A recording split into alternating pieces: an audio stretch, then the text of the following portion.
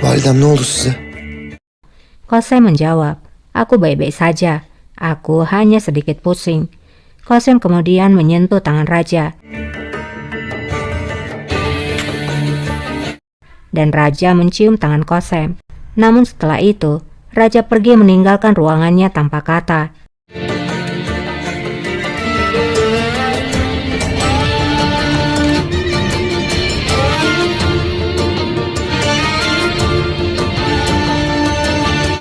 Di luar ruangan, Silahtar datang mendekati Kemenkes.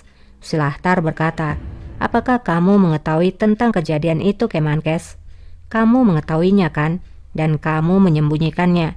Kemenkes menjawab, apa yang kamu harapkan bisa aku lakukan, Silahtar A? Apakah aku harus membuat pangeran berada dalam masalah? Silahtar menjawab, kamu telah membuat dirimu dalam masalah dengan menyembunyikan kejadian itu di belakang raja. Apakah kamu pikir itu benar? Apa yang akan terjadi pada akhirnya? Raja mengetahuinya. Tidak ada rahasia yang tersisa. Jika kamu menyembunyikan sesuatu dari kami lagi, maka aku tidak akan diam seperti saat ini. Ver sessiz kalmam bilesin.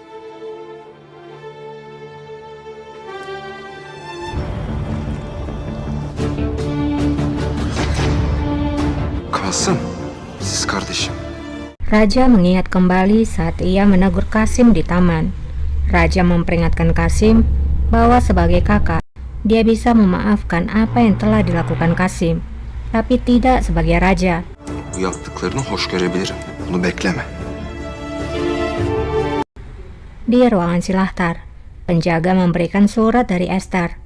Esther menulis, Silahtar A, kita harus bertemu. Ini mengenai negara. Zira devlet meselesi.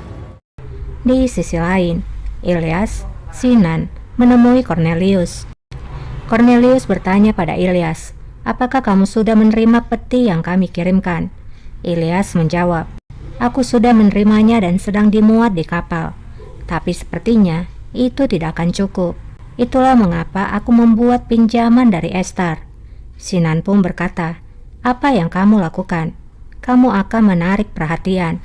Ilyas menjawab, bukankah konflik juga akan terjadi segera? Biarkan Kosem dan putranya berakhir dengan uang mereka sendiri.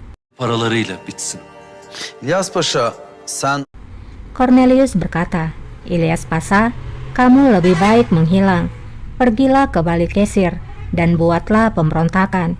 Ilyas menjawab, aku akan menghadapi badai itu. Sinan bertanya, lalu apa kemudian? Ilyas pun menjawab, aku akan mengejar Sultan Murad.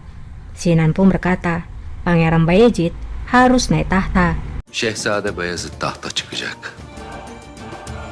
Ve Cornelius menambahkan, dan kamu akan mendapatkan hadiah atas pekerjaanmu. Kamu akan menjadi Wazir Agung. zaman olacaksın. Kembali pada raja, ia pun mengunjungi putri. Terlihat putri yang tidur dengan posisi duduk. Raja duduk di sebelahnya dan tidak membangunkan sang putri. Sampai akhirnya putri terbangun. Murat,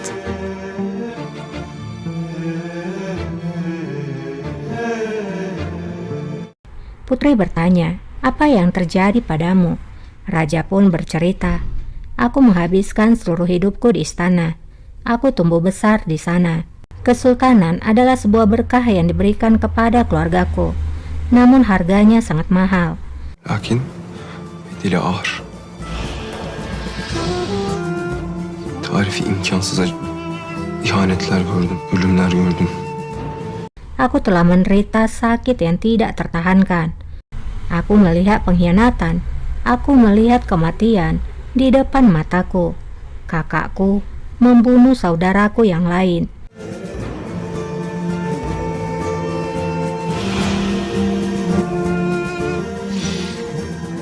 İşte o an Pada saat itu, jiwa dalam diriku berubah. Ketakutan akan kematian membuncah dalam diriku. Setelah hari itu, aku selalu tidur dengan satu mata terbuka. Setiap hari, aku menantikan eksekusi. Setiap pagi, setiap kenangan, Aku tidak bisa melupakan apapun. Aku telah melalui hal itu, Farya. Ben yaşadığım hiçbir şey unutmadım Farya.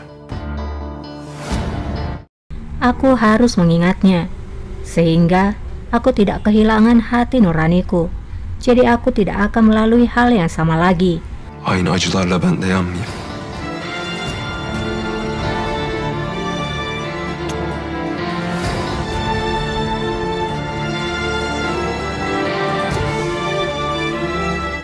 Kembali kepada Kosem, Kasim pun menjadi panik ketika Kosem sudah menceritakan bahwa raja sudah mengetahui segalanya.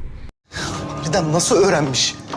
Kasim bertanya, bagaimana raja bisa mengetahuinya? Kamu bilang kamu sudah menutupinya. Kosem menjawab, Haremde yayılınca önünü alamadık. ketika rumor sudah menyebar, maka kita tidak bisa menghentikannya. Kasim pun berkata, raja akan membunuhku. Raja tidak akan membiarkan aku hidup. Aku tahu raja akan membunuhku. Öldürecek beni. Kasım, şehzade. Kosem pun menenangkan Kasim dan berkata, Kasim, putraku, itu tidak akan terjadi. Kakakmu tidak akan melakukannya. Kasim berkata, dia akan melakukannya, Valide. Apakah kamu tidak melihat apa yang telah dia lakukan pada Sipahi? Dia tidak punya belas kasih. Dia penuh kebencian. Dia akan membunuhku. Hiç kimseye acıması yok. Öfkesi büyük, bana kıyacak. Kasım, sakin ol. Kosem bangkit dan berkata, Kasim, tenanglah. Dia harus membunuhku pertama kali. Önce benim ölümü çiğnemesi lazım. Kembali pada raja. Ia tampak tidak bisa tidur.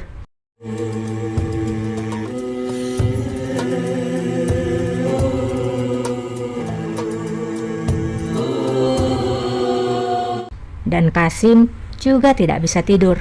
Ia takut kalau dia akan dieksekusi.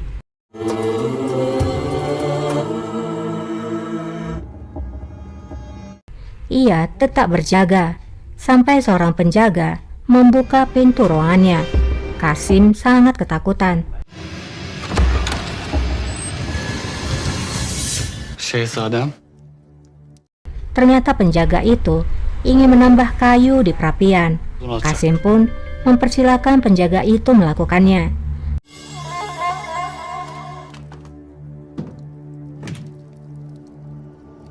Di lain sisi, Kosem yang meski sudah tertidur, ia sepertinya mendapat mimpi buruk, dan hal itu membuatnya terbangun. Ia pun kemudian menangis.